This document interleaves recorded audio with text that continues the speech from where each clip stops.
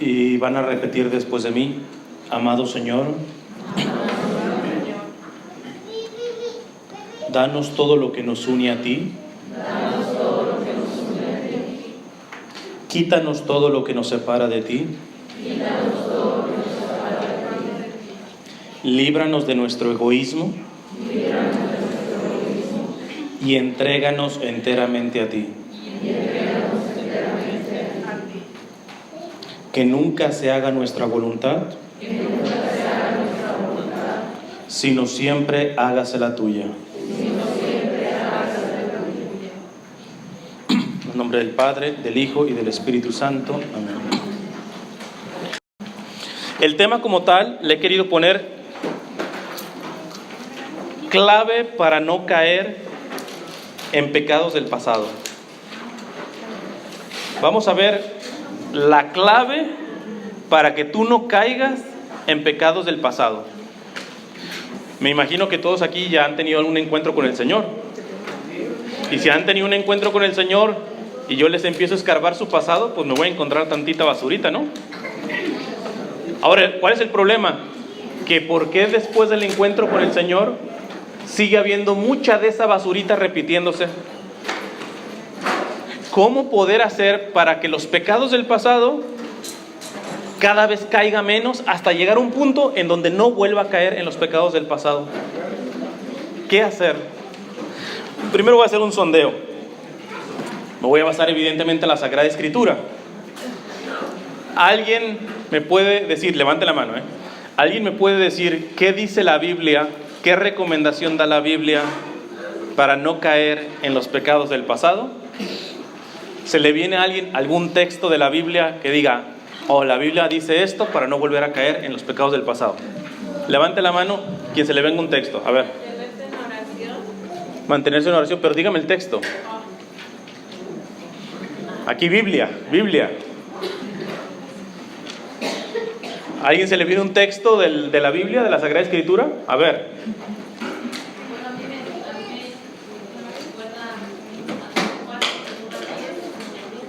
Un poquito más fuerte. Como en Mateo 4, del 1 al 10, dice cómo Jesús invadió al diablo. Entonces, esto para mí yo trato de hacer eso aunque no me equivoco, pero... O sea, se refiere a las tentaciones del desierto. Bueno, es una manera, ok, es una manera, ok. ¿A alguien se le viene algún otro texto que la Biblia nos diga cómo evitar caer en los pecados del pasado? Filipenses 4:12. Todo lo puede aquel que me fortalece. Bueno, podría ayudar un poco, ok. No me tienen que dar la cita exacta, ¿va? Si me la citan, o sea, lo más importante es tener textualmente la palabra de Dios grabada, más que la cita, Filipenses 2, 3, etcétera. Si no lo aprendemos completo, mucho mejor, ¿va? Pero lo más importante no es tanto aprenderte en qué capítulo y en qué versículo está, sino que tengas la constancia de la palabra tal cual, ¿va? Porque si no, empezamos con, como la gente llega a decir, ¿va?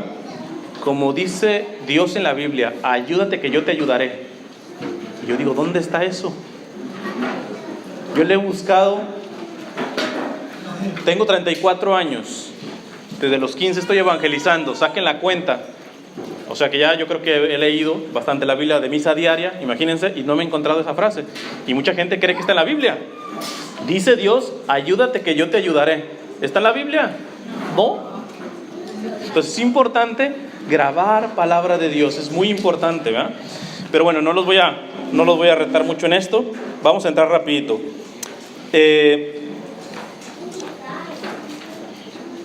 ¿Cuál es la clave para no caer en pecados del pasado? Los que están apuntando van a apuntar dos razones. Voy a empezar con la primera. La primera razón que nos da la Biblia es no olvidar los pecados del pasado. Para que no caigas en los pecados del pasado, no te tienes que olvidar de los pecados en que caías y sobre todo en los pecados que te han sido perdonados. Esto es muy importante. Dice el Papa Francisco, no sé si lo dijo en Ecuador o en Paraguay, alguna de las visitas en Sudamérica, dijo el Papa Francisco, le decía a los religiosos, ¿verdad? Como para bajarle los humos de que, bueno, yo soy monja, yo soy sacerdote. El Papa Francisco le decía, no se olviden de dónde lo sacó el Señor. Lo sacó de atrás del rebaño. O sea, no fue por su linda cara, que los eligió para ser consagrados.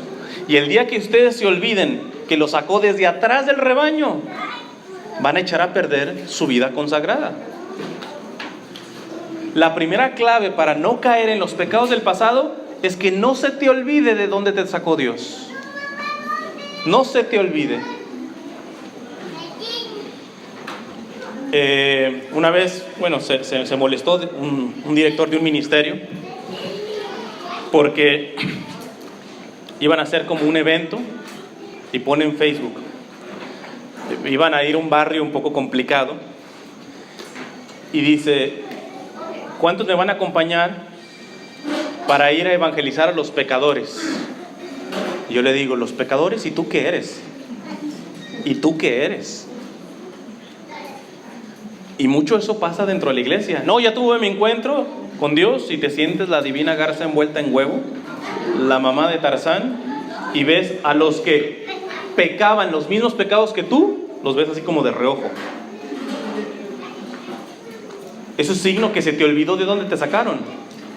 Y la persona que se olvida de los pecados que Dios le ha perdonado, de donde Dios la sacó, va a volver a la misma basura. Dice la Sagrada Escritura, para este tipo de gente, dice, es el perro que vuelve a su propio vómito. Los perros vomitan y a veces vuelven y lamen su propia vomitada. O dice la Sagrada Escritura una palabra todavía más fuerte, son como puercos que se revuelcan nuevamente. Puercos lavados, dice, como puercos lavados que se revuelcan nuevamente. Tú ves un puerquito, lo lavas, pero si tú no lo cuidas y lo metes tras el chiquero, no sirvió la bañada. Se vuelve a enlodar todito. Aquella persona que se le olvida de dónde Dios lo sacó, lo más seguro es que tarde o temprano va a volver ahí. ¿Dónde dice eso en la Biblia? Básicamente voy a manejar la segunda carta de Pedro, en el capítulo 1, básicamente desde el versículo 5 hasta el 11. Para responder esta primera parte, vamos del versículo 5 al 9. Dice San Pedro, pongan el mayor empeño en añadir a su fe la virtud, a la virtud el conocimiento, al conocimiento la templanza, a la templanza la paciencia activa, a la paciencia activa la piedad, a la piedad el amor fraterno, al amor fraterno la caridad. Pues estas cosas, si las tienen en abundancia, no los dejarán inactivos ni estériles para el conocimiento perfecto de nuestro Señor Jesucristo. Quien no las tenga, es ciego y corto de vista. Ha echado al olvido la purificación de sus pecados pasados. ¿Cómo? Primer paso, ¿cómo evitar caer en los pecados del pasado? Que no se te olvide de dónde te sacó. ¿Cómo vas a hacer para que no se te olvide? Básicamente aquí dice San Pedro en el versículo 8, pues estas cosas, menciona un montón de virtudes, pues estas cosas, si las tienes en abundancia, no los dejará inactivos ni estériles para el conocimiento perfecto de nuestro Señor Jesucristo. Clave aquí. ¿Cómo vas a hacer para que no se te olvide de dónde te sacó el Señor? Pues conociendo más al Señor, profundizando en la vida del Señor. No va a ser simple el propósito de decir, bueno, ya me queda claro que para no volver a caer en los pecados del pasado, no se me tiene que olvidar de dónde me sacó el Señor. Pero eso no te aguanta. Podrá ser un propósito de un tiempo. Lo único que te va a tener en alerta es que si continuamente estás conociendo al Señor. Porque si continuamente estás conociendo al Señor, continuamente te vas revisando.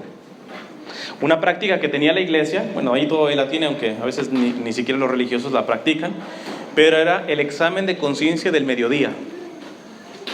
Al mediodía se rezaba el Ángelus y hacías un examen de conciencia breve. ¿Cómo han sido las, qué quieres? 6 horas desde que estés levantado. ¿Cómo las he vivido? Nada más revisa 6 horas. Y entonces, si tú en esas 6 horas, la mañana la echaste a perder, ya le gritaste a tu esposa, ya todo eso, pues tienes la mitad del siguiente día para sacar revancha, para ponerte las pilas. Cuando tú vas conociendo al Señor, continuamente te vas revisando, tu conciencia va analizando. Habrá unos que ya lleven más tiempo, otros menos tiempo, pero sobre todo los que tengan más tiempo y que verdaderamente estén en un proceso serio de conversión, no me dejarán mentir. Tú volteas atrás y tú dices, 3, 4, 5 años atrás, esta tentación del demonio no lo hubiera detectado, hubiera caído solito.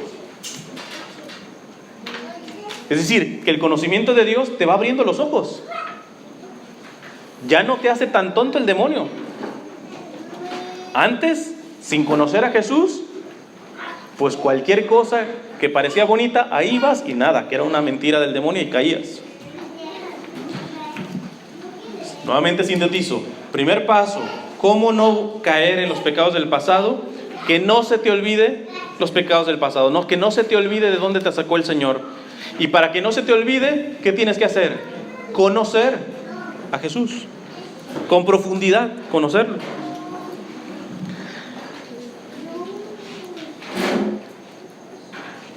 Ahora, ¿cómo se le conoce a Jesús? ¿Cómo se le conoce? Pues a Jesús se le conoce, solamente hay una forma, amándole, amándole. Y esto automáticamente nos remite al primer mandamiento, que es: amarás a tu Dios con toda tu corazón, con todo tu alma y con toda tu mente. Fíjate lo que está agarrando el primer mandamiento: todo tu corazón, que es lo más profundo del ser humano, con toda tu alma, tu parte espiritual, con toda tu mente, con tu parte intelectual. Porque alguien va a decir: no, yo conozco al Señor, tengo cursos. Pues nomás lo conoces intelectualmente, sorry, no te va a alcanzar para mucho. Miren, ahora en la alabanza, generalmente los latinos no tenemos problema en amarlo con el corazón. No tenemos. Y eso es una alegría. ¿Cuántos verdaderamente estaban danzando con amor al Señor, alabándolo, levantando sus manos por el Señor? Eso es muy bueno. Bueno, yo estaba hasta atrás, iban pasando así como gringos por allá y como que se quedaban así como que: ¿y estos qué onda? ¿Qué les picó? En la calle. Quizá al americano un poquito le cuesta más, pero nosotros los latinos somos de alguna manera muy afectivos en este sentido, y eso no lo deben de perder, porque al Señor muchas veces tú tienes un crucifijo, evidentemente solamente representa al Señor, no es el Señor, pero qué importante es tener siempre un crucifijo en tu cuarto, no en la cabecera, sino viéndolo, para que lo primero que hagas al salir del cuarto, de tu casa, sea besar al Señor. No como un rito, sino verdaderamente es que: Señor, si te tuviera aquí enfrente, te daba un beso con todo mi cariño. Eso no nos cuesta, generalmente. Entonces, por esa parte, estoy seguro que lo van conociendo. Le fallamos un poquito más en el aspecto de la mente. No todos les gusta formarse. Y déjame, te digo, que para conocer al Señor no solamente es aplaudidera y bailadera y alabanza y hecho. Si tú no te formas, vas a tarde o temprano a regresar a los pecados que antes caías. Porque estás amando al Señor y conociéndolo solamente desde el corazón. Pero espérate, hay que conocerlo acá. Hay que conocerlo acá también. ¿Cuántos se terminan yendo a otra iglesia precisamente por ignorancia? ¿Cuántos no saben ni siquiera responderle a sus hijos que van a la escuela y tienen un profesor ateo y les dicen: no hay prueba científica que Dios exista? ¿Qué onda? ¿Quién le sabe responder a tu hijo? ¿Qué le vas a decir? Rézate 3 rosarios. Vete al grupo. O sea, tenemos retos. Acaban de aprobar en California el suicidio asistido. Ya entró en vigencia aquí en California. ¿Quién puede argumentar a los que apoyan el suicidio asistido? ¿Quién puede dar argumentos en contra de eso? Que nomás te va a decir, Dios no lo quiere. Porque a eso llegamos nada más nosotros. ¿Quién puede dar argumentos en contra del aborto, que es legal? ¿Quién? Razonables, bien entendidos, que te lo puede entender el no creyente y el creyente.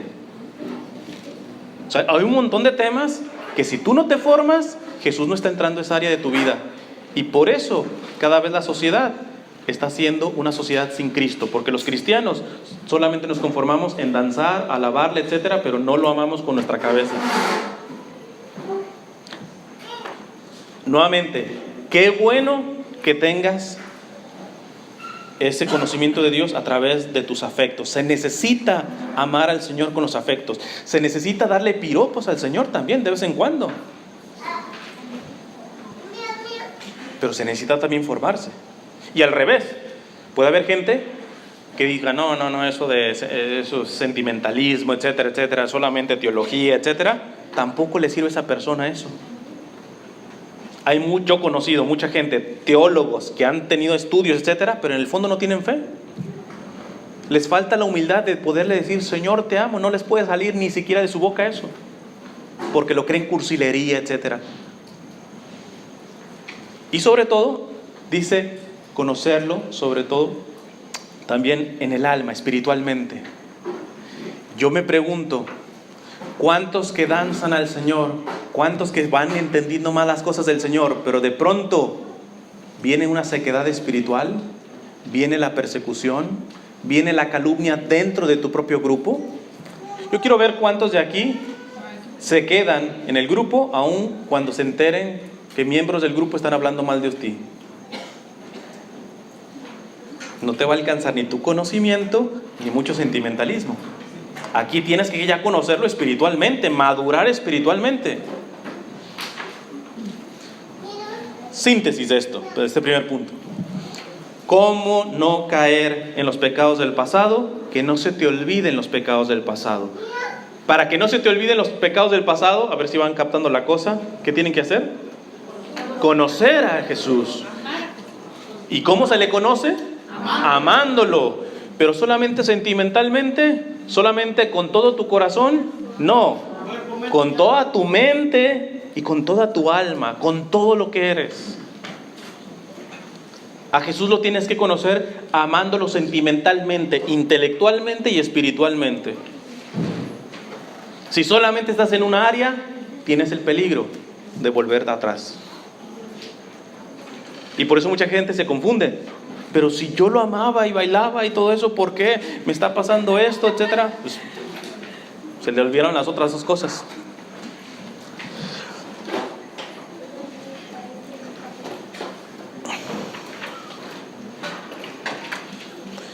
Segunda forma para no caer, que es la más importante y es básicamente el corazón de la charla. Esto es lo más importante. Segunda cosa para no caer en los pecados del pasado. Estar afianzado en nuestra vocación. Estar afianzado en nuestra vocación. ¿Quieren pruebas? Adelantito, ya en el versículo 10, fíjate lo que dice San Pedro. O sea, cuando les pedí una cita bíblica, es que no es que le interpretaran. La voy a leer y es que es explícito. No voy a hacer ninguna interpretación. En realidad San Pedro lo dice clarito. Escuchen lo que dice el versículo 10 de la segunda carta de Pedro en el capítulo 1. Por tanto, hermanos, pongan el mayor empeño en afianzar su vocación y su elección. Obrando así, nunca caerán. Está clarito. Segunda forma para no caer en los pecados del pasado, San Pedro nuevamente, versículo 10, por tanto, hermanos, pongan el mayor empeño en afianzar su vocación, obrando así, nunca caerán. Y entonces, ahí es donde torció la puerca el rabo, ¿ah? ¿Qué es eso de vocación? ¿Qué es eso de vocación? No les pregunto porque va a ser bastante material y tengo relativamente poco tiempo. Primero, la palabra vocación, ¿de dónde viene? Del latín vocare, que significa llamado. Llamado. La vocación es un llamado. Primera cosa que tenemos que entender. Para no caer en los pecados del pasado, tengo que afianzarme en mi vocación. Quito la palabra confesión. Ahora le voy a poner lo que significa. Para no caer en los pecados del pasado, tengo que estar afianzado en mi llamado. ¿Pero llamado de quién? ¿De la vecina? De Dios. De Dios. Fíjense, esto, ya tengo una charla, no voy a hablar muchas cosas de la vocación desde el sentido de discernimiento. O sea, yo les voy a dar aquí ahorita un curso de decir cómo discernir cuál es tu vocación, especialmente los solteros. A ver si está sus vocaciones para la vida consagrada, porque ya tengo en mi website, al final les voy a dar la información, ya tengo varias charlas para poder discernir tu vocación, a qué te está llamando Dios, ¿verdad? Aquí voy a tocar la vocación desde otro punto de vista, que es desde el punto de vista para no caer. Entonces, antes o a una hora, a veces se suele decir, pues a ver qué vocación elige mi hijo, ¿ah? A ver si se hace padrecito o se casa.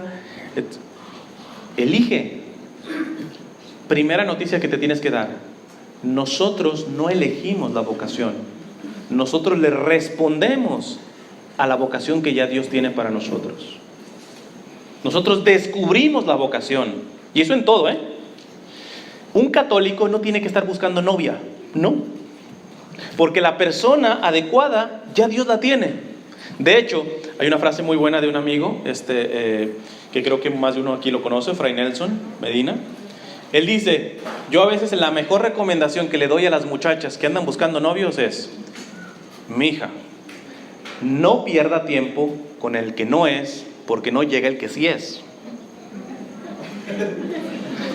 Muchas se terminan casando con el equivocado porque por terror a no estar sola, voy a llegar a la boda ahí sola, etcétera, nadie me quiere, entonces se van a burlar de mí y se agarran a cualquier escoba con pantalones que pasa y pues bueno, pues ya.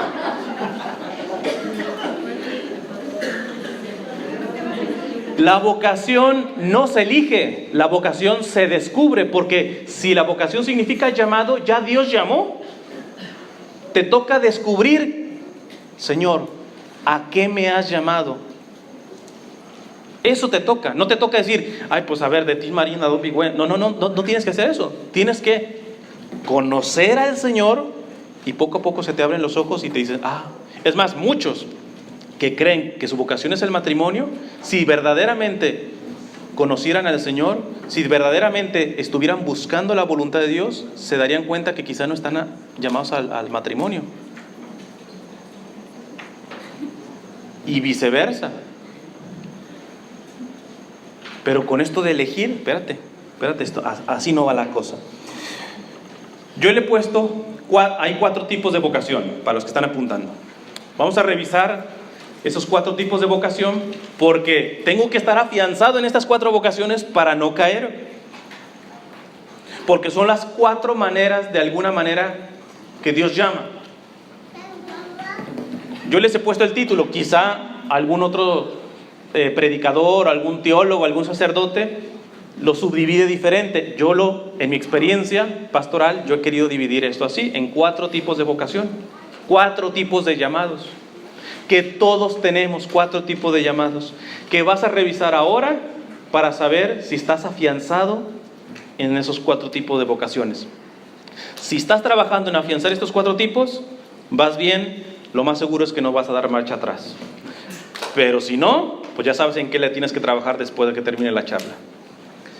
Primer tipo de vocación, la vocación existencial. La vocación existencial. La palabra lo dice, existencial, de la existencia. El primer llamado que Dios nos da a existir, ¿para qué existimos? En pocas palabras, esa es la pregunta que tenemos que responder para saber cuál es la vocación existencial. ¿Para qué existo? Y quizá muchos no sabrían responder. ¿Cuál es el sentido de tu vida? ¿Cuál es el fin de tu vida? ¿Por qué existes? ¿Eres un accidente nada más? ¿O tiene un propósito tu existencia? ¿Existes por una razón? Pues bueno, gracias a Dios nuestra fe católica nos ayuda mucho en esto. Y la vocación existencial de todas las personas, sean católicas o no católicas, es la misma, que es dar gloria a Dios. Tú existes para dar gloria a Dios. La persona que se olvida de dar gloria a Dios, su existencia tarde o temprano va a perder sentido. Ahora, ¿cómo se le da gloria a Dios? Siendo santos. La vocación existencial es la santidad. Estamos llamados a ser santos, porque solamente el santo es el que le da gloria a Dios. Si hay alguien que no está trabajando en la santidad, se equivocó de equipo. Es como un futbolista que no quiere jugar fútbol. Un católico que no esté aspirando a ser santo, no está aspirando a darle gloria a Dios. Y si no le está dando gloria a Dios, ¿para qué existes, compadre? Ahora, ¿cómo ser santo? Siendo semejante a Jesús. Porque cuando nos quedamos en simples los términos, pues tú dices, pues me pierdo, todavía no sé. Sé que tengo que darle gloria a Dios. ¿Y cómo le tengo que dar gloria a Dios? Por siendo santo. ¿Pero qué es eso de ser santo? Mira. Así. Como Él. Siendo semejante a Jesús.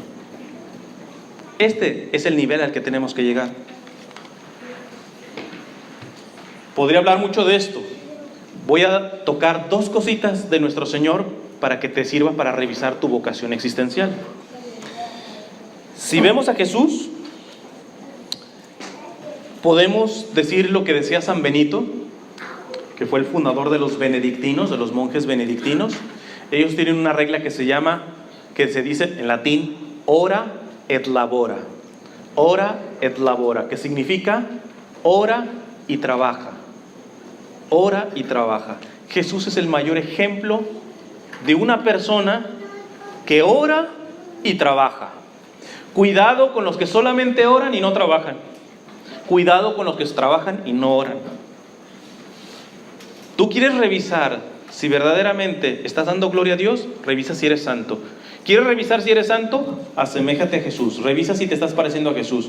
Habrá muchísimas cosas en que analizar, pero hoy te propongo nada más. Revisa si oras como Jesús y si trabajas como Jesús. Y ahí apúntale. Para que la próxima hora santa te confrontes y no te digas mentiras, dite la verdad. ¿Oras como Jesús? ¿Trabajas como Jesús? Vamos a tocar rapidito. San Benito. Si hay preguntas, mejor apúntenlas y al final, si hay una chancita, las respondemos, porque posiblemente, si hay algo en la misma charla, en 10 minutos más lo voy a responder. Entonces, para que... Vamos a entrar rapidito a la oración. San Agustín decía, la oración es la respiración del alma. La oración es la respiración del alma. Si yo les digo, ¿tienes oración diaria? Más de uno dice, oye, es que yo trabajo, es que yo hago un montón de cosas. Ah, ok. Perdón, ¿respiras todos los días? Pues sí, si no, no me muero. Ah, pues mira, la oración es la respiración del alma. Un día que no hayas orado, dejó de respirar tu alma. Seguramente Menos mal que Dios no nos da la forma de ver las almas de las personas, pero aquí quizá puede haber gente hasta morada, ¿eh?, en su alma.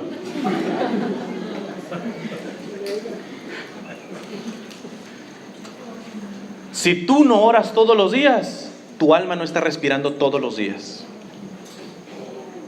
A ese nivel. Cuidado con decir, no, es un fanático. No, espérate. ¿Quién te puede decir? Se ve ridículo alguien que yo te diga, oye, ¿cómo? ¿Respiras todos los días? ¡Qué fanático! Descansa al menos un día de respirar. No, el tonto soy yo al decir de eso. Pero a veces nos tragamos eso. No, este es un fanático. No le puede faltar sus 15, 30, 20 minutos, una hora de oración todos los días. No, este ya es fanatismo, Si acaso el domingo a la misa y punto. ¿Será que está respondiendo a tu vocación existencial? Miren lo que decía un beato, Carlos de Foucauld, que yo aprecio mucho, porque ahorita le estoy diciendo que lo mínimo es tener oración todos los días. Pónganse casco, viene un garrotazo más fuerte, porque el católico no solamente tiene que orar todos los días, sino fíjate lo que dice el beato Carlos de Foucauld. O sea, si nos fue mal y no estamos orando todos los días, imagínense, ahorita va a venir el garrotazo fuerte. Dice Carlos de Foucauld: la oración continua no es suficiente. O sea, lo que le estoy diciendo yo, de que el católico no le puede faltar su momento de oración todos los días, Carlos de Foucauld, el beato Carlos de Foucauld, seguramente pronto santo, pues me está diciendo que no basta. O sea, que hay algo más que hacer como católicos. Y ahí viene. Dice Carlos de Foucauld: la oración continua no es suficiente. Es necesario, como nuestro Señor nos enseña, el modelo de oración, que en cualquier vida, incluso en la más santamente consagrada al servicio del prójimo. ¿Qué significa esto? Aún en las personas que trabajan y trabajan por el prójimo, o sea, ese no se libra de lo que va a decir. Aún en esas personas, dice Carlos de Foucauld, dedicar cierto tiempo al recogimiento, al silencio y a la oración solitaria a los pies de Dios, es un deber de respeto hacia nuestro Creador, de amor hacia nuestro bienamado, de obediencia a los ejemplos de Jesús y una necesidad para nuestra alma, que en cualquier modo de vida necesita volverse al Señor para recibir los ríos de agua viva que necesita para vivir y cuya fuente no está más que en Él. Este ejemplo siempre lo pongo. Me disculparán los que ya han escuchado algunas charlas mías. Hoy estaba haciendo bastante calorcito. Déjenme les digo, yo estoy en Los Ángeles. Hoy llegué y yo creo que estaba haciendo un poco más de calor acá que allá. Pero imagínense todavía el doble de calor de lo que hubo hoy. Y aquí en la esquina hay una persona que en el momento más caliente, más fuerte del sol, está regalando $3 millones para el que se forme. Pregunta, ¿te formas? ¿Sí o no? Chance hasta metes a tus hijos para agarrar doble, ¿eh? Y eso es normal. Oye, 3 millones, pues aunque me esté derritiendo yo, pues 3 millones no te lo dan todos los días y gratis. Pregunta, el Señor en la Eucaristía, su presencia real que está en cuerpo, sangre, alma y divinidad, ¿qué es lo que está diciendo Él? No basta orar, hay que tener un momento con Jesús Eucaristía, a los pies de Jesús Eucaristía, todos los días. Entonces yo pregunto, ¿Jesús Eucaristía vale más o menos que $3 millones? ¿Por qué no vas a misa todos los días? Digo, o sea, si a mí me dicen que todos los días está $3 millones ahí, aún en el calorzazo, ahí te veo formado. ¿Será que verdaderamente crees que Jesús está presente en la Eucaristía? Posiblemente no, te tienes que empezar a decir las verdades, ¿eh? que no puedo por mi horario, lo que sea. Bueno, mínimo, pregúntate, ¿hago el intento de ir todos los días a misa? A lo menos me quedo tranquilo de poder hacer el intento. O una vez a lo menos a la semana más. O si no, te la rebajo un poquito más. Todos los días hacer una visita al Santísimo. No, que no está expuesto. Gracias a Dios, ahorita acabo de ir a una parroquia, creo que es Holy Spirit, que tienen adoración, parece que es perpetua. Oye, 24 horas, ¿qué onda? No, es que ya vengo cansado del trabajo. Mira, en la autobiografía del Papa Juan Pablo II, el Papa Juan Pablo II fue una persona bastante inteligente, sabía varias lenguas y todo eso. Él dice, yo le agradezco mucho los seminarios, pero mi primer seminario fue mi papá. Porque cuando yo era un pequeño, como saben, el Papa Juan Pablo II se le murió su mamá, y luego se le murió su hermano y se quedó solo con su papá, y después se le murió su papá y se quedó totalmente solo. Pero cuando todavía le quedaba su papá, dice que en la noche a veces se levantaba, abría la puerta del cuarto del papá, que trabajaba todo el santo día, estaban en guerra, la Segunda Guerra Mundial, y dice que encontraba en plena madrugada a su papá arrodillado en la cama. Y dice, este fue mi mejor seminario. Ese fue mi mejor seminario. Mira, cansados todos de alguna manera. Cuando te interesa algo, así arrastrándote, pero vas. A mí me ha tocado, y no es porque me quiera poner de ejemplo, me acuerdo una vez en una parte, creo que era Virginia o Maryland, en plena nevada, pues evidentemente las iglesias cerradas. ¿Qué hice? Pues afuera de la iglesia cerrada, yo me hinqué algunos minutitos. Finalmente mi Señor está ahí, en un sagrario. Ni siquiera necesito que esté expuesto, ni siquiera entrar hasta el sagrario. Me paro afuera de una iglesia y hago un momento de adoración, así sean unos minutitos. Revísate. Pero ¿por qué? ¿Por qué no se tiene? ¿Por qué vamos a ponerlo en positivo? ¿Por qué la Iglesia Católica cada vez tiene más ministerios? Fíjense, aquí está repleto, está lleno. Y yo creo que mínimo el 80% estaba echando brinco a la hora de la danza. Y muy bien, les acabo de decir que eso es muy bien. Pero yo he sacado las conclusiones. Miren, el ratito que estuve en la capilla de Holy Spirit, 3 personas. Ya cuando me tenía que ir, ya no había ninguna persona. ¿Con quién te dejo, Señor? ¿Con quién? Gracias a Dios entró un señor después. ¿Por qué? No nos mintamos. Porque delante del Santísimo no hay musiquita, no hay aplaudidera, no hay danza, no se siente el espíritu. Digamos la verdad. Entonces fíjate cómo nos tenemos que ir purificando. Para dar el garrotazo completo, les voy a dar una cita que a mí me encanta, lo vengo citando varias veces. Se llama Carlo Carretto, que fue un discípulo espiritual del beato Carlos de Foucauld. Carlos de Foucauld, él se quedaba todas las madrugadas porque él decía, algo tiene las madrugadas.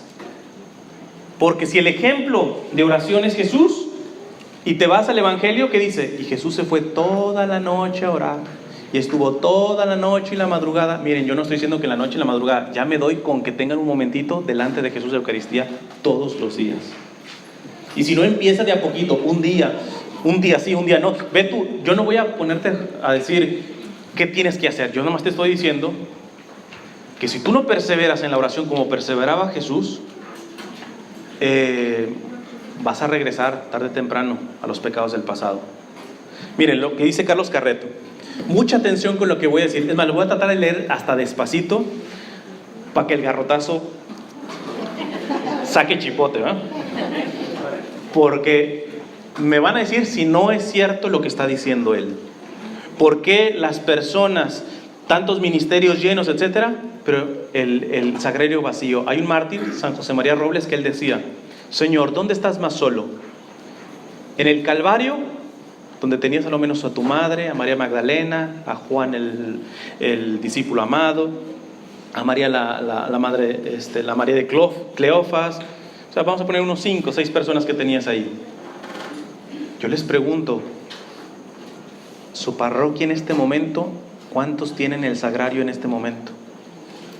1, 2, 5, a lo menos 5, como Jesús estaba en la cruz. Entonces San José María Robles, mártir mexicano, decía: Señor, estás más abandonado hoy en nuestros agrarios que hace 2000 años en la cruz. Dice Carlos Carreto: no hay oración tan difícil como la adoración eucarística. En ella la naturaleza se revela con todas sus fuerzas. El hombre preferiría transportar piedras bajo el sol. La sensibilidad, la memoria, la imaginación, todo es mortificado. Solo triunfa la fe, y la fe es dura, oscura, desnuda. Ponerse ante lo que tiene el aspecto de pan y decir: ahí está Cristo vivo y verdadero, es pura fe. Pero nada alimenta más que la fe pura, y la oración de la fe es la verdadera oración. No se siente gusto en adorar la Eucaristía, me decía un novicio.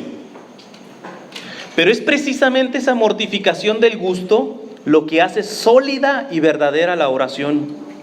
Es el encuentro con Dios más allá de la sensibilidad, más allá de la fantasía, más allá de la naturaleza. Y es el primer aspecto del despojamiento. Mientras, ojo con esto, mientras que mi oración permanezca anclada en el gusto, serán fáciles los altibajos. Las depresiones seguirán a los entusiasmos efímeros. ¿Será suficiente un dolor de muelas para liquidar todo el fervor religioso debido a un poco de escepticismo o a una emoción sentimental? Tienes que despojar tu oración, me dijo el maestro de novicios. Tienes que simplificar, desintelectualizar. Ponte ante Jesús como un pobre, sin ideas, pero con fe viva. Permanece inmóvil en un acto de amor delante del Padre. No trates de alcanzar a Dios con la inteligencia, no lo conseguirás nunca. Alcánzalo con el amor, esto es posible. La batalla no es fácil, porque la naturaleza quiere su revancha, quiere su ración de goce. Y la unión con Jesús crucificado es algo completamente distinto. Después de algunas horas o de algunos días de esta gimnasia, el cuerpo se calma. Al ver que la voluntad le rehúsa el placer sensible, ya no lo busca, se hace pasivo. Los sentidos se adormecen. El comer poco, el velar mucho, el orar con una humilde insistencia hacen de la casa del alma una morada silenciosa, pacificada. Los sentidos duermen. Mejor, como dice San Juan de la Cruz, es la noche de los sentidos que empieza. Entonces la oración se convierte en algo serio, aunque doloroso y árido. Tan serio que ya no se puede pasar sin ella. El alma entra en el trabajo redentor de Jesús. O sea, si tú estás esperando sentir maripositas delante del Santísimo, muchas veces Dios las concede, pero ojalá, yo le pido que te las quite pronto. Porque la oración verdadera, cuando empiezas a madurar, cuando verdaderamente eres una persona de oración, es cuando estás siendo perseverante y fiel, aunque no sientas nada. Aunque creas que estás perdiendo el tiempo, aunque creas que hay más cosas más importantes, aunque ya te quieras salir de la capilla, esa oración está siendo más madura. Ahí estás madurando. Lo demás, como dice Carlos Carreto, discípulo de Carlos de Foucault, un dolorcito de muelas puede ser el pretexto para que dejes de adorar a Jesús en Eucaristía.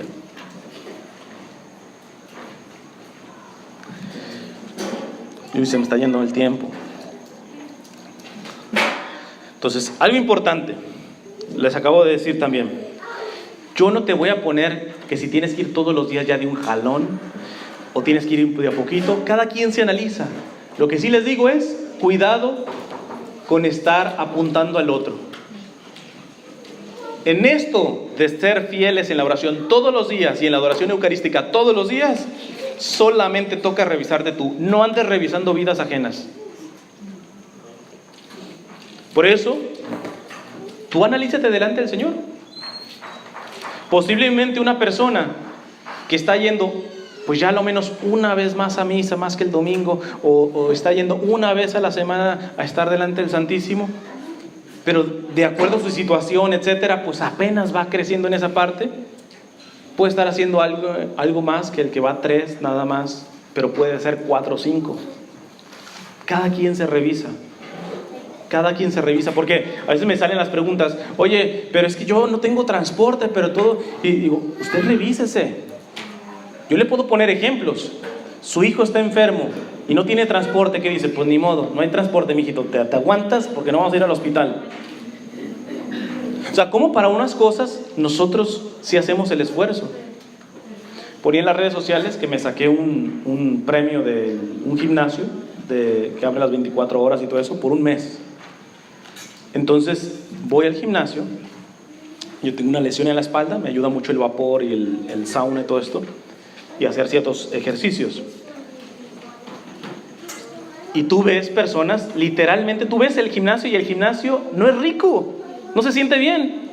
Tú ves los rostros y el que está haciendo los abdominales casi se le están saliendo los bofes, el que está haciendo las pesas, etcétera.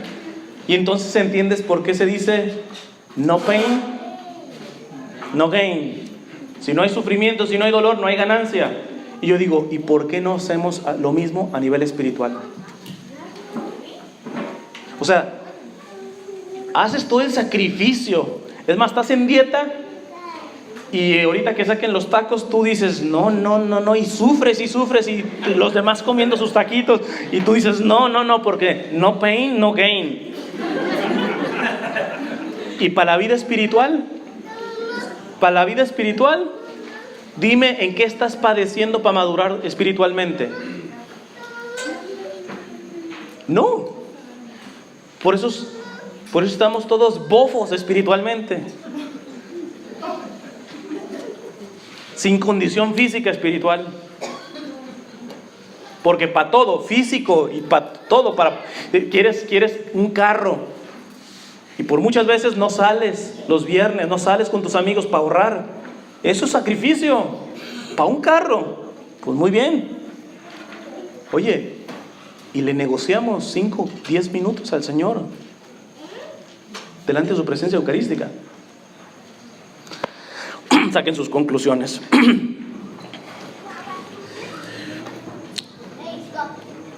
Fíjense con esto de ir analizando, déjenme tomar un poquito de agua aquí ya.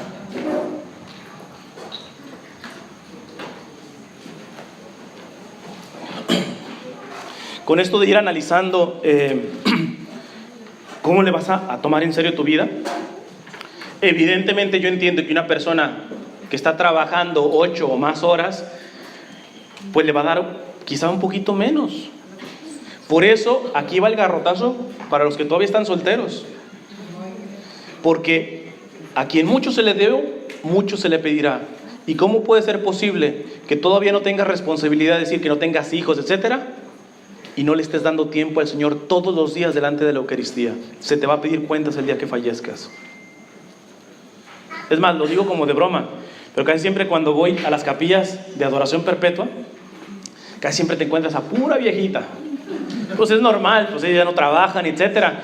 Pero yo siempre soy un poco más malvado y a veces pienso, esas viejitas cuando tenían 18 años también estaban ahí.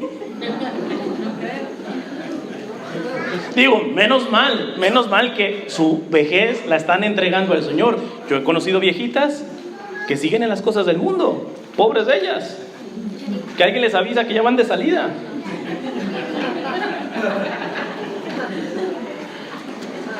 Pero quizá yo soltero, no tengo ni esposa, ni hijos, etcétera, pues mira, mucho tiempo para fútbol, mucho tiempo para videojuegos, mucho tiempo para los amigos y para el Señor, ¿qué onda?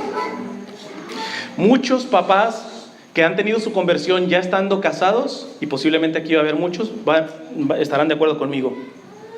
Desean, antes de yo decirle esto, desean estar haciendo así, pero tienen que cuidar hijos, tienen que tener trabajo, entonces apenas le pueden dar unos minutitos. Y una cosa de las frases que más yo escucho en la iglesia, si yo hubiera sabido. ¿Por qué? Porque ahorita que tienes a tus niños chiquitos, pues vas a misa y no vives la misa pues plenamente. El Señor entiende Eres mamá, tienes que cuidar a un niñito. No lo vas a dejar afuera del templo y ya tú para vivir bien la misa. No, el Señor entiende que tienes que estar con tu bebito. Aunque no pongas atención en todo. Pero la pregunta es, ¿ahora no te estás alimentando completamente de la misa? Porque hay una razón, hay un bebito, etc. Y Dios cuenta eso. Pero cuando estaba soltera, mi hijita, ¿qué pretexto le vamos a poner? Por eso digo, este garrotazo es para los que están solteros, Todos tenemos que perseverar en esto. Pero sobre todo, los que todavía no tienen responsabilidades a este grado, se les va a pedir más, porque a quien mucho se le dio, mucho se le va a pedir. Decía San José María Robles, fíjate, él en plena persecución en México, pues cerrado los templos. Entonces él, siendo sacerdote, enamorado de Jesús de Eucaristía, quisiera estar más tiempo delante del Santísimo, pero tendrían que estar escondiendo, tenían que estar brincando de una casa a otra casa. Y fíjate lo que dice San José María Robles, uno de los textos que más me gusta de este mártir mexicano. Dice: corazón eucarístico, si tengo que separarme del sagrario por mis deberes, concédeme el inmerecido don de que mi alma jamás se separe de este divino nido, testimonio el más elocuente del infinito amor que me tienes. Ahí en el sagrario quiero vivir eternamente. Me voy a tener que ir, pero dame una gracia especial, que mi corazón se quede ahí, en el sagrario. Quizás los que estén más ocupados y que le puedan dar 5 minutos y realmente tomen en serio esto, quisieran estar más, pueden hacer esta oración: Señor, entre mi trabajo, mi familia, etcétera, te alcanzo para 5 minutitos, pero te dejo mi corazón ahí para que esté velando. Ya cada quien se va midiendo. Esto es lo de hora. ¿Saben qué? Yo no voy a alcanzar a dar todo el tema. Lo que voy a hacer es darlo hasta donde alcance, y yo creo que como no estoy tan lejos, a ver si después se da la posibilidad de dar la segunda parte, porque no creo que vaya a alcanzar. Y ahorita tengo 55 minutos, así que voy a terminar esta parte. Apenas vamos en la vocación, la primera, faltan 3, imagínense. Vamos a ver hasta dónde alcanzamos. Entonces, esto es la parte de la oración. Vamos a la parte de labora, ora et labora. Se le da gloria a Dios nuevamente, haciendo un resumen, siendo santos. ¿Cómo ser santo? Siendo semejante a Jesús. ¿Y qué nos vamos a revisar? Había muchas cosas, pero revisemos la manera que oraba y la manera que trabajaba. ¿De qué manera trabajaba Jesús? Vamos a la labora de Jesús, para que revisemos nuestra primera vocación existencial. Lo vamos a ver en las siguientes vocaciones con más detalle. Pero lo único que les voy a decir ahorita en la parte de labora es que los monjes de clausura, es decir, que no salen, que viven entrando, ya de ahí no salen, uno cree que están solamente orando. Pues déjenme les decir, sí y no. Ellos nunca paran de orar, pero la diferencia es que oran de diferentes formas. Tienen sus momentos de adoración eucarística, tienen sus momentos de la misa, tienen sus momentos de la lectura espiritual, de la liturgia de las horas. O sea, tienen muchos momentos en donde no hacen nada más que estar orando. Pero los monjes, ¿se recuerdan? Es ora et labora, y ellos trabajan, que es como se mantienen. Muchos hacen, no sé, jardinería y hacen frutos y sacan mermeladas para que otros las vendan y les lleguen fondos al monasterio, pero los monjes trabajan. Es mentira que decir, pues te metes ahí nada más estás rezando. La cuestión es que hasta cuando trabajan están orando. Hasta cuando trabajan están orando. Entonces, en las siguientes vocaciones vamos a analizar eso. Cómo nosotros que estamos no dentro de un monasterio, tenemos que tener momentos de oración particular, tenemos que tener momentos de adoración eucarística, pero la mayoría de nuestro tiempo, porque nosotros no estamos dentro de un monasterio, la mayoría del tiempo va a pasar en el trabajo, va a pasar en la escuela, va a pasar con los familiares, con los amigos, etc. ¿De qué manera? En todas esas cosas puedes seguir orando, porque tienes que seguir orando. Eso lo vamos a ver más adelante. Vamos a hacer una pequeña conclusión de esta primera vocación que se llama vocación ¿qué? Existencial. La vocación existencial es dar gloria a Dios. ¿Cómo se le da gloria a Dios? Siendo ¿qué? Santos. ¿Y cómo ser santo? Siendo semejante a Jesús. Y en este caso vimos una cosa que podemos revisar si somos semejantes a Jesús, es decir, cómo Jesús oraba y cómo Jesús trabajaba. Fíjense, la vida de Jesús que conocemos básicamente son 3, 4 años por ahí, la vida pública. Si relativamente murió a los 33 años, 30 años que hizo Jesús, ¿se rascó la panza? No. Seguramente cuando murió San José se hizo cargo de su carpintería, estuvo trabajando como cualquier hijo de vecino, viviendo una vida normal, pero orando y trabajando.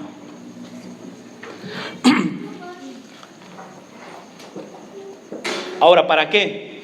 Porque básicamente aquí les estoy diciendo que hay que ser santos. Estrictamente aquí no hay santos. Yo a veces me gusta decir, yo conozco un sacerdote que es muy santo por decir que realmente está haciendo las cosas bien, pero estrictamente no hay santos aquí. Santos estén canonizados, porque hasta el más santito que se ve aquí, hasta que no se muera, puede meter la pata y puede dar reversa. Entonces al menos yo no canonizo a nadie en vida. Entonces la santidad nos apunta al cielo. La vocación existencial es dar gloria a Dios, siendo santos, evidentemente siendo semejantes a Jesús. ¿Pero por qué? Porque estamos de paso. Estamos de paso.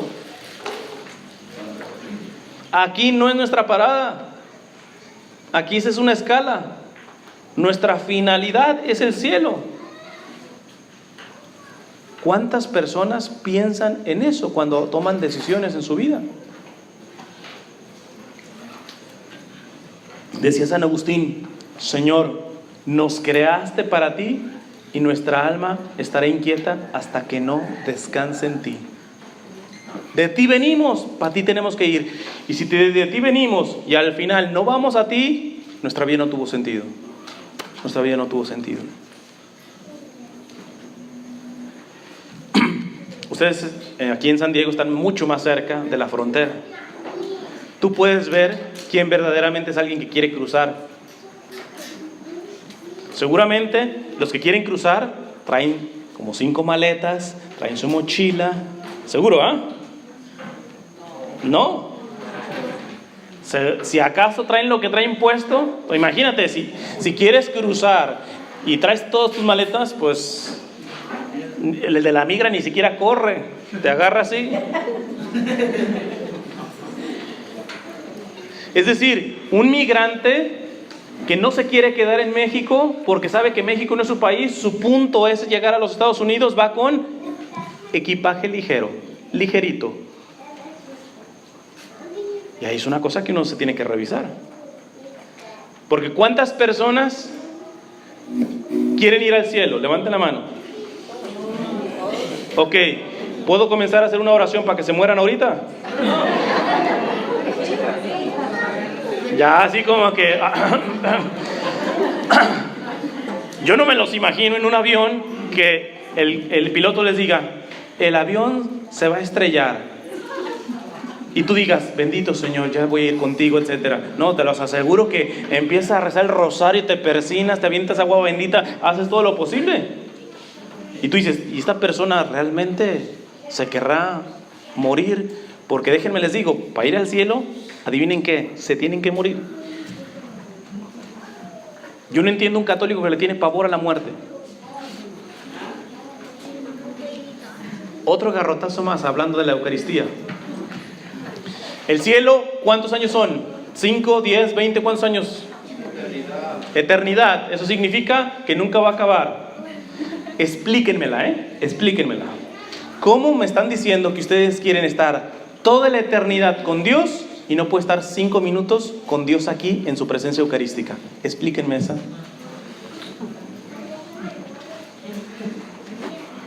O sea, yo no la entiendo, pues.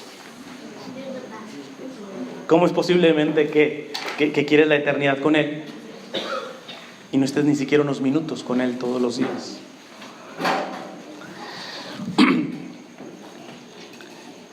Concluimos esta parte de la existencial.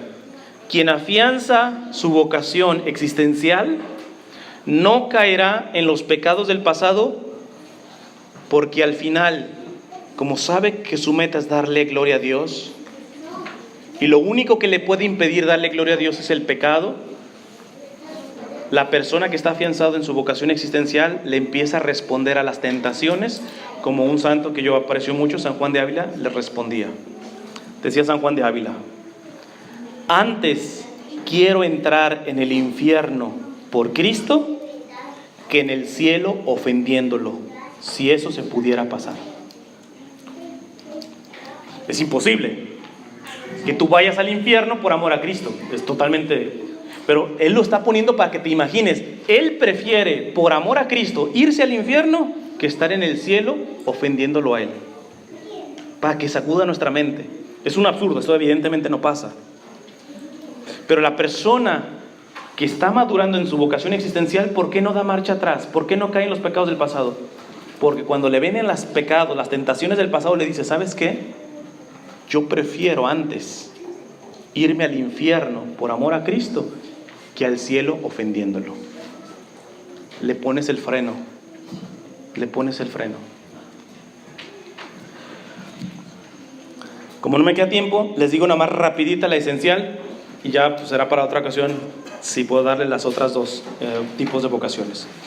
La vocación esencial es el segundo tipo de vocación. La primera es existencial, la segunda esencial. A ver si en 10 minutitos puedo resumir esto. La vocación esencial habla de eso, de la esencia. Y para que lo entiendas es, cada uno, o sea, todos tenemos la vocación existencial, que es dar gloria a Dios siendo santos. Pero la vocación esencial es única, irrepetible, como tu ADN. Tus huellas digitales no las tiene otra persona. Bueno, voy a hacer todo yo un poquito más exacto, porque los gemelos tienen el mismo ADN. Pero aunque tengan el mismo ADN, los gemelos no son dos personas, dos réplicas espiritualmente. Cada uno tiene su alma única. Uno se puede ir al cielo y otro para el infierno sin problema. No, es que yo me parecía a él, no importa. Entonces, para ser más perfecto en este sentido, la vocación esencial es única. La vocación esencial tuya no la tiene nadie. Por lo tanto, si la dejas de cumplir, es un hueco que queda en la historia. Es una cosa de la voluntad de Dios que nunca se hará. Por eso es tan grave el aborto intencional. Porque truncamos una vocación esencial. Porque Dios a ese bebito le tenía un propósito, una vocación específica, y nosotros se la cortamos. Por eso el demonio ama el aborto. Porque además que sabe que le va a afectar más a la mujer, tarde que temprano, sabe que está terminando con una vocación esencial, con una misión única, que solamente venía a cumplirle a ese niño o esa niña. Miren, para que me entiendan, mamás hay un montón, papás hay un montón. ¿Quieres ser millonario? Millonarios también hay muchos. Dime cualquier cosa, cualquier profesión, siempre va a haber. Sacerdotes siempre va a haber. Pero cada uno de ellos tiene una vocación única, irrepetible, que si no la hacen ellos, no la cumple nada. Podrá venir otro sacerdote, podrá venir otra mamá, pero es otra mamá, no eres tú. Hay un vacío que se deja de cumplir. Y esto lo primero que tendría que hacer en nosotros es darle gracias, Señor. Porque saber que tengo una vocación esencial es saber que yo tengo una misión, así con mis limitaciones, que tú confías en mí. Y que si yo no la hago, nadie la va a hacer. Voy a poner un ejemplo sencillito que le acabo de poner a una amiga. A esta amiga le gusta llamar mucho a su hermanita para que le traiga un vaso, para que le traiga una servilleta. Llévate el vaso, mi hija. O sea, ya saben cómo somos los hermanos más grandes con los chiquitos, ¿ah? Entonces, y más cuando no están los papás. Pero si en la voluntad de Dios estaba que ella agarrara ese vaso, llevarlo al fregadero, ella lavarlo, no lavarlo su hermanita ni su mamá cuando llegue del trabajo, ella lavarlo, si ella no lo hace y eso es voluntad de Dios para ese momento, aunque su hermanita y su mamá lo haga, ahí quedó algo incompleto. Incompleto. Aquí yo no estoy hablando solamente de cosas grandes, cosas pequeñas. El beso que tú negaste, el abrazo, bueno, vamos a quedarnos en el beso. Tú dices, necesito un beso. Mira, no da la misma un beso de tu esposa que de la vecina. Y beso es beso.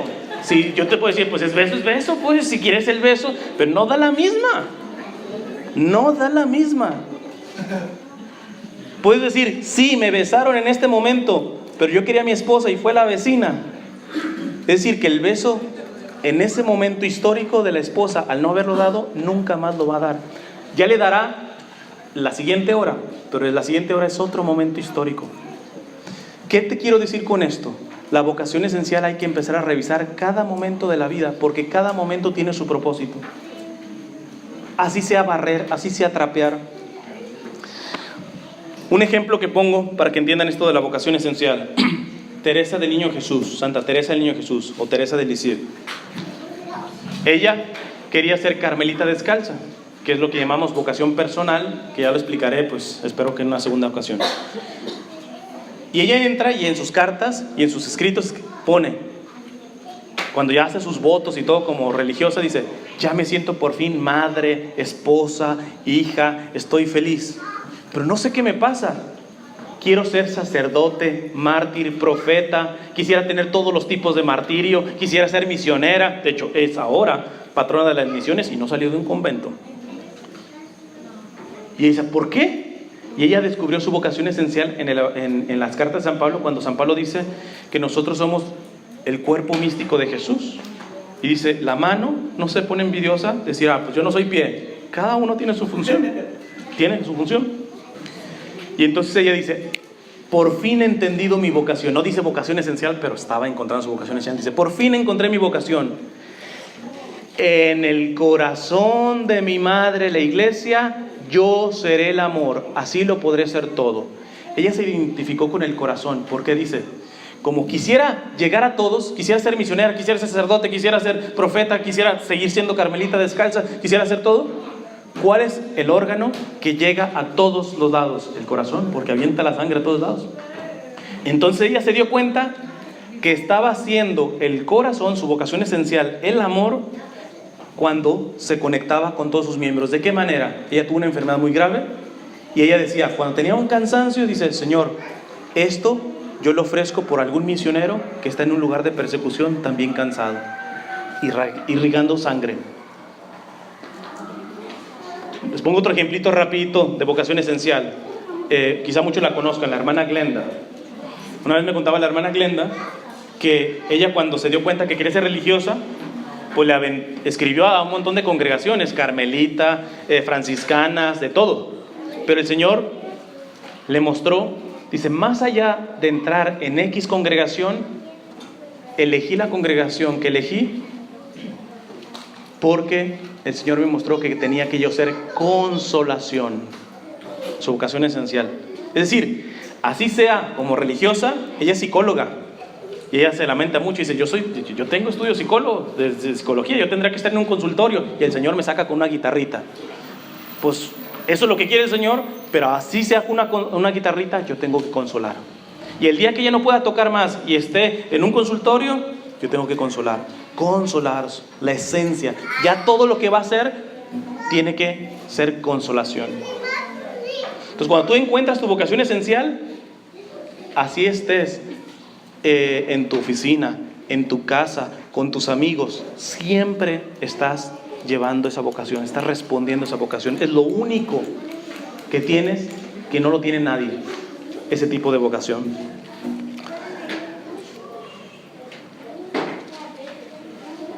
Y último ejemplo, con esto termino. Esta vocación esencial se realiza principalmente cuando estás en gracia de Dios. Este ejemplo me gusta ponerlo, miren, si hay un papelito tirado aquí, de esos papelitos que todo el mundo ve y nadie levanta y nadie lo pone en el bote de la basura. Todos están esperando a que el que venga atrás a mí lo vea y lo recoja. Una persona que está en gracia de Dios ve ese papelito, agarra ese papelito y lo tira al bote de la basura. Ese acto lo puede ofrecer por cualquier cosa del pasado, del presente, del futuro. No tiene límites. El simple acto de caridad tan chiquito de levantar un papelito y ponerlo en el bote de la basura, ¿por qué? ¿Qué es la gracia? La gracia de Dios es la vida de Él en nosotros. Es por eso que San Pablo dice, ya no vivo yo, sino Cristo que vive en mí. Por lo tanto, el que levantó el papelito, sí fui yo. Pero si estoy en gracia, Cristo lo levantó en mí. Los méritos de Cristo alcanzan para todo. En cambio, yo estoy dando una super conferencia. Ya hay personas que se han tocado muchísimo aquí, pero yo no estoy en gracia. Aquí hablo solamente un humano, que habla bonito y punto. Muchas veces el mejor trabajo que se hace en las parroquias son los que ponen sillas. Y no se están dando cuenta. Porque como viven en gracia, así sea poner una silla, así hacer unos frijolitos. Todo eso tiene valor para el cielo si estás en gracia. Porque activa, prende tu vocación esencial. En cambio, la persona que no está en gracia podrá hacer muchas obras, pero que tendrán mérito solamente para aquí, para la tierra, no para el cielo. Serán muy buenas a los ojos de los hombres, pero no llegan tan alto. Por eso siempre se ha dicho que la santidad no está en cosas grandes. No está en cosas grandes. ¿Alguien sabe cuál es la santa del día de hoy? ¿Alguien fue a misa? Hoy se celebra a la primera santa indígena de los Estados Unidos, Catherine, que fue una indígena. Oye, una indígena que es delante de los colonizadores, etcétera. De una indígena sacó Dios una santa. Y a veces Dios está sacando santos y nosotros hasta en la propia iglesia ni los identificamos. ¿Por qué? Porque se conforman en ser fieles en lo poco. Ahí van. No te están aplaudiendo, ¿no? Etcétera. Tranquilo. Estás respondiendo a tu vocación esencial, vives en gracia. Así sea ahora, doblar una silla y ponerla en su lugar, eso tiene un valor tremendo delante de Dios. ¿Otro la podía haber doblado? Sí, pero ese acto que tú lo estás haciendo, estás respondiendo a la voluntad de Dios en el presente. En el presente. Termino con esto. Quien afianza su vocación esencial no caerá en los pecados del pasado, porque ya entendió que sin Cristo no es nada. La vocación esencial es lo que soy, lo único que soy, que no es repetido. La vocación única e irrepetible. De hecho, el que encuentra esa vocación tiene una puerta abierta. ¿Por qué? Porque lo que vaya a hacer, trabajar, estudiar, casarse, etcétera, ya lo va a impregnar de eso. Como Teresa del Niño Jesús. Yo en el corazón de mi madre iglesia seré el amor. Imprimía eso. La hermana Glenda, ser consolación. Imprimía o trata de imprimir en todo ese consolar. ¿Cómo encontrarlo? Precisamente nos tenemos que ir para atrás. Si tú llevas vida de oración, es lo primero que tienes que pedirle al Señor. Y ya empiezas a purificar tu oración. Porque ¿cuántos van? Es más, yo estoy segurísimo que ustedes cuando están delante del Santísimo hacen este tipo de oración. Le dicen al Señor: Señor, ¿cuáles son tus dolores? ¿En qué te puedo consolar? ¿Cómo te puedo amar más? ¿Cuál es mi vocación esencial para poder responderte y complacerte? Segurísimo eso ahora, ¿verdad? Yo conozco otras parroquias, otras personas que cuando están delante del Santísimo, pura pedidera. Pura pedidera. Si bien nos va, dan gracias. Si bien nos va. Pero nunca consuelan al Señor. Nunca le piden lo que le tendríamos que estar pidiendo. Si ustedes no saben su vocación esencial, yo digo, en vez, quítale mínimo una petición menos. La haces un ladito y que tu petición cambie. Señor, ¿quién soy? ¿Cuál es mi vocación esencial? ¿A qué me llamaste? ¿Cuál es esa vocación única que si yo no respondo a ella, nadie va a responder? ¿Por qué no le cambias la petición? ¿Por qué no te olvidas un poquito de tus cuestiones materiales y tantas cosas que le pides y le empiezas a pedir lo importante? O te regresas a la primera vocación: Señor, ayúdame a ser santo, quiero darte gloria. Ahí estamos madurando, Lo dejo hasta aquí, desafortunadamente. No alcanzó más el tiempo. Si hay otra posibilidad, les cuento las otras 2 vocaciones.